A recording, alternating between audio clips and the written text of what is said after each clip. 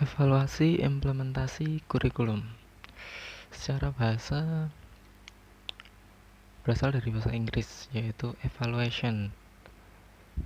Kemudian dari bahasa Arab yaitu al-takdir yang artinya yaitu penilaian. Akar katanya atau dasar katanya berasal dari kata nilai yang dalam bahasa Inggris berarti value dan bahasa Arab berarti al-qimah. Itulah dasar dari kata penilaian, yaitu berasal dari kata nilai. Kemudian menurut para ahli, di sini ada Edwin Wan dan Gerald Brown, seperti yang ditulis dalam buku Sudijono pada tahun 2012, yaitu evaluation refer to the act or process to determining the value of something, yang artinya suatu tindakan atau proses untuk menentukan nilai dari sesuatu. Kemudian menurut Gronlund dalam buku yang ditulis oleh Rusman pada tahun 2009, evaluasi adalah suatu proses yang sistematis dari pengumpulan, analisis, dan interpretasi informasi untuk menentukan sejauh mana peserta didik telah mencapai tujuan pembelajaran. Selanjutnya, menurut Hopkins dan Antes, evaluasi adalah pemeriksaan secara terus-menerus untuk mendapatkan informasi yang meliputi peserta didik, guru, program pendidikan, dan proses belajar mengajar untuk mengetahui tingkat perubahan peserta didik dan ketepatan keputusan tentang gambaran peserta didik dan efektivitas program. Sedangkan menurut Taylor, evaluasi berfokus pada upaya untuk menentukan tingkat perubahan yang terjadi pada hasil belajar. Morrison mengungkapkan, evaluasi adalah perbuatan pertimbangan berdasarkan seperangkat kriteria yang disepakati dan dapat dipertanggungjawabkan. Berikut adalah elemen yang mempengaruhi implementasi kurikulum, seperti yang diungkapkan oleh Marsh dalam buku yang ditulis oleh Rusman pada tahun 2002. Yang pertama, ada dukungan kepala sekolah. Yang kedua, ada dukungan rekan sejawat guru. Yang ketiga, ada dukungan peserta didik. Yang keempat, ada dukungan orang tua. Dan yang kelima adalah dukungan dari dalam diri guru itu sendiri. Dan itu yang paling penting. Menurut Rusman pada bukunya yang ditulis tahun 2009, implementasi kurikulum seharusnya menempatkan pengembangan kreativitas peserta didik lebih dari penguasaan materi. Dalam kaitan ini, peserta didik ditempatkan sebagai subjek dalam proses belajar mengajar. Evaluasi implementasi kurikulum adalah suatu tindakan yang dilakukan untuk menentukan tingkat perubahan yang terjadi pada proses belajar mengajar. Entah itu di dalam kelas meliputi konsep, prinsip, nilai, pengetahuan, metode, alat, dan kemampuan pengajar yang diuji dalam bentuk perbuatan untuk mewujudkan kurikulum yang nyata. Terdapat beberapa jenis evaluasi menurut Hamid Hasan dalam buku yang ditulis oleh Zainal Arifin tahun 2014. Yang pertama yaitu evaluasi reflektif, yang kedua adalah evaluasi rencana, yang ketiga adalah evaluasi proses, dan yang keempat yaitu evaluasi hasil. Evaluasi reflektif, pusat perhatiannya yaitu terhadap dimensi kurikulum sebagai ide. Evaluasi reflektif mengkaji tentang ide yang dikembangkan dan dijadikan landasan bagi kurikulum.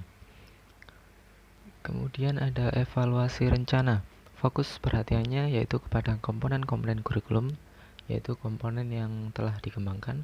Kemudian evaluasi rencana ini digunakan ketika inovasi mulai diperkenalkan dalam pengembangan kurikulum, dan setelah teknologi pengembangan kurikulum sebagai rencana menghasilkan format-format tertentu. Yang ketiga yaitu evaluasi proses. Evaluasi proses ini disebut juga dengan evaluasi implementasi kurikulum. Gunanya yaitu untuk memperkuat pengertian kurikulum sebagai suatu proses yaitu atau sesuatu yang terjadi di sekolah. Kemudian evaluasi proses ini adalah suatu proses banyak menentukan keberhasilan kurikulum.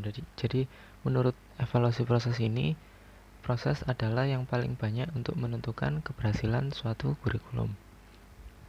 Yang keempat, sekaligus yang terakhir dari jenis-jenis evaluasi, yaitu evaluasi hasil. Disebut juga penilaian hasil belajar. Namun hasil yang dimaksud dalam evaluasi ini adalah hasil belajar, bukan hanya berkenaan dengan pengetahuan, tetapi juga dengan aspek keterampilan dan aspek sikap. Kemudian ada prinsip-prinsip evaluasi kurikulum seperti yang diungkapkan oleh Hamalik dalam buku yang ditulis oleh Din Wahyudin pada tahun 2014. Ada 6 prinsip. Yang pertama yaitu tujuan tertentu, yang kedua bersifat objektif, yang ketiga bersifat komprehensif, yang keempat kooperatif dan bertanggung jawab dalam perencanaan, yang kelima efisiensi, dan yang keenam berkesinambungan. Yang dimaksud dengan tujuan tertentu artinya setiap program evaluasi kurikulum terarah dan mencapai tujuan yang telah ditentukan secara jelas dan spesifik. Kemudian yang dimaksud dengan objektif artinya berpijak pada keadaan yang sebenarnya, bersumber pada data yang nyata dan akurat yang diperoleh dari sumber instrumen yang handal atau dapat dipercaya. Yang ketiga yaitu bersifat komprehensif, artinya mencakup semua dimensi atau aspek yang terdapat dalam ruang lingkup kurikulum. Yang keempat, kooperatif dan bertanggung jawab dalam pelaksanaan. Dalam pelaksanaan dan keberhasilan suatu program evaluasi kurikulum merupakan tanggung jawab bersama pihak-pihak yang terlibat dalam proses pendidikan seperti guru, kepala sekolah, orang tua, bahkan peserta didik itu sendiri. Di samping itu, merupakan tanggung jawab utama lembaga penentuan dan pengembangan. Yang kelima yaitu prinsip efisiensi, khususnya dalam penggunaan waktu, biaya, tenaga, dan peralatan yang menjadi unsur penunjang dan pendukung evaluasi kurikulum tersebut. Yang keenam yaitu berkesinambungan. Prinsip ini diperlukan mengingat tuntunan dari dalam dan luar sekolah yang meminta diadakannya perbaikan kurikulum. Jadi berkesinambungan ini kurikulum akan terus diperbaiki dan diperbarui sesuai dengan kondisi dan keadaan yang mengharuskan kurikulum tersebut diperbarui. Tujuan evaluasi kurikulum menurut Nasution dalam bukunya pada tahun 2010 diantaranya yaitu mengetahui sejauh mana peserta didik mencapai kemajuan ke arah tujuan yang telah ditentukan, yaitu untuk mengetahui sejauh mana pencapaian peserta didik dari tujuan yang telah ditetapkan. Kemudian ada menilai efektivitas kurikulum dan juga untuk menentukan faktor biaya, waktu, dan tingkat keberhasilan kurikulum. Hal ini berkaitan dengan prinsip kurikulum yaitu efisiensi. Kemudian ada tujuan lain dari evaluasi kurikulum menurut Hamid Hasan dalam bukunya pada tahun 2009.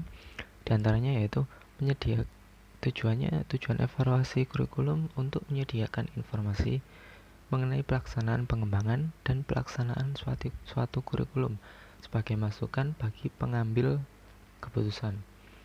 Kemudian bertujuan untuk menentukan tingkat keberhasilan dan kegagalan suatu kurikulum serta faktor-faktor yang berkontribusi dalam suatu lingkungan tertentu. Yang ketiga, tujuan dari evaluasi kurikulum yaitu mengembangkan berbagai alternatif pemecahan masalah yang dapat digunakan dalam upaya perbaikan kurikulum.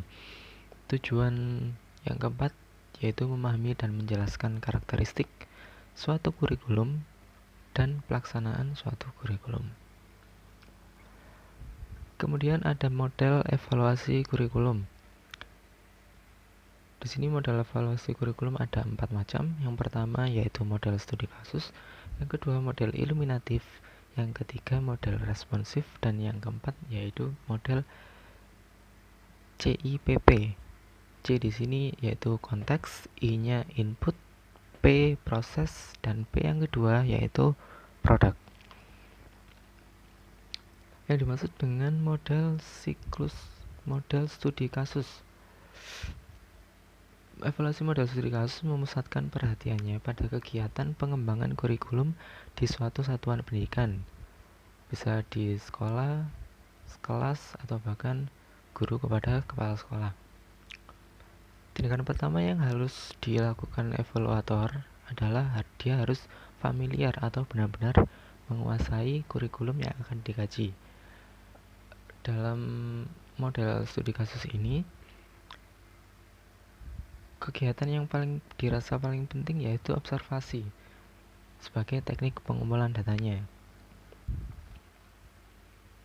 Yang model yang kedua yaitu model iluminatif. Model ini mendasarkan dirinya pada paradigma antropologi sosial. Model ini juga memberikan perhatian tidak hanya di kelas namun suatu inovasi kurikulum yang dilaksanakan. Dasar konsepnya ada dua. Yang pertama yaitu sistem instruksi, diartikan sebagai katalog dan laporan-laporan kependidikan yang secara khusus berisi berbagai macam rencana dan pernyataan yang resmi berhubungan dengan pengaturan suatu pengajaran. Konsep yang kedua yaitu lingkungan belajar adalah lingkungan sosial psikologis dan materi ketika guru dan peserta didik berinteraksi. Kegiatan pelaksanaan model evaluasi iluminatif ini memiliki 3 langkah.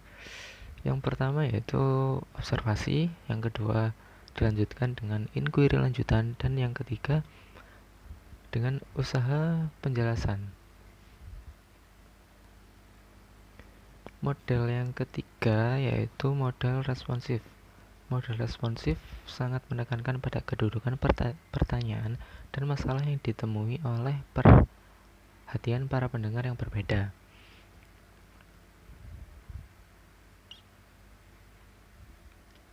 Model responsif ini mempunyai 2 faktor utama yang saling melengkapi satu sama lain. Yang pertama yaitu pembatasan terhadap kegunaan atau manfaat yang ada dan sedang dievaluasi.